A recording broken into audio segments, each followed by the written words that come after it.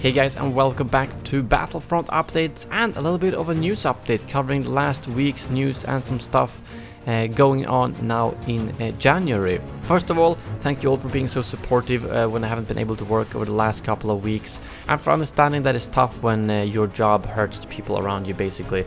You probably saw the community post I did like a week ago. If you didn't, go check that out if you missed it. But in terms of the actual news, there's a couple of things I wanted to go through. First of all, it is amazing to see Battlefront 2 doing so well right now. It was in top 5 on the both PlayStation and Xbox store for paid games, showing just how popular the game is 2 years after launch. And look at the view count on that Celebration Edition trailer, over 5 million views now. And I've seen a bunch of like huge streamers who have not even played Battlefront 2 ever saying stuff like, oh, maybe it's time to try some Battlefront 2, it seems to be in a good state now. So I'm really excited for 2020, and I feel like considering how well the game is doing now, I don't see why they would stop anytime soon. Plus, they hopefully made some money off the Celebration Edition that will be able to keep them going for a while, and maybe release something else that us longtime fans can actually spend money on. Moving on, I wanted to talk a little bit about BB-8 and BB-9E, who are both arriving now in January, as we got a little bit of details on them that some of you might have missed, as it hasn't been any of the big news feeds. So first of all, they will have roll speed like a Droideka, so they will be fast, and they will both be able to jump, probably like the Droideka. And Ben also said that the BB-8 will be a bit more offensive and BB-9E will be more of a support character. So it seems like they will play out a bit differently, but they will most likely move similarly. And one thing I wanted to bring up here that a lot of people seem to have missed, or that I'm actually not sure if it's correct or not, but it seems like BB-8 might have some type of rope ability, as if you slow down this part of the Celebration Edition trailer, you can see that these two stormtroopers kind of gets grouped up together with what looks like maybe a rope. I'm not entirely sure, but if you look at this, it does not look like a natural movement. So I'm thinking BB-8 uses maybe something that will make two nearby enemies get like smashed together and lose control, as a bit of a incapacitating move. Again, I'm just speculating based on something I spotted here in the trailer, but I'm curious to see if you guys agree with me on that, or if I'm just looking too much into small details. But nevertheless, those are the details we currently have on BB-8 and BB-9E.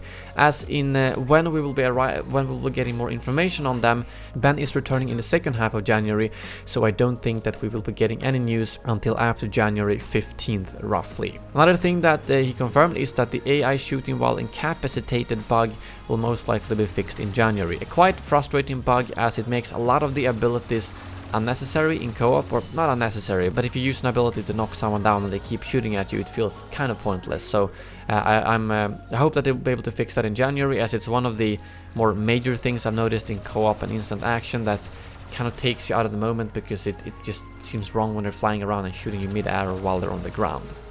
Also, a bit of a clarification here that Capital Supremacy and Instant Action is coming to Jakku, Agent Class, and Takodana. There seems to have been some confusion there in the community update, but just wanted to state that so we are all on the same page. And of course, the community calendar for January is also out. Nothing really new, some fast spawn events, triple XP reinforcement events, and night ops, which that could be interesting. All modes will feature a dark mode map rotation. Assault modes will have fast spawn rules activated. So dark modes is always interesting. I would love to see them go full out dark, not just like a night version, but actually dark like in Ewok Hunt.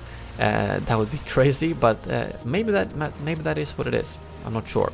And of course, midweek boosts during Wednesdays for 20 or 24 hours as well, as always. Moving on to Jedi Fallen Order, it seems like Respawn might already be hiring for its next Star Wars project set in the Star Wars universe, which might be a hint towards a new Jedi Fallen Order. Obviously, that game was a huge success, and a couple of new job postings for senior character artist, level designer, and senior software engineer revealed that this Respawn's Star Wars team is working on a third-person action-adventure game.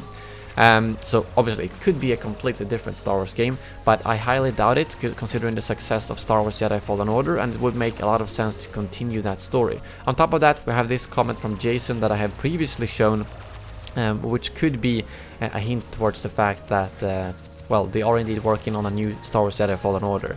Obviously, I think it'd probably be quite a few years out, as they probably didn't know how well the game was going to do, so they didn't make the decision to make a new one until recently, I'm guessing. But nevertheless, I hope they make another one. I loved Star Wars Jedi Fallen Order, and obviously most people did, so give us more of that. I'm all for it. But that's really all the news I had for you today, so thank you very much for watching, and as always, may the Force be with you.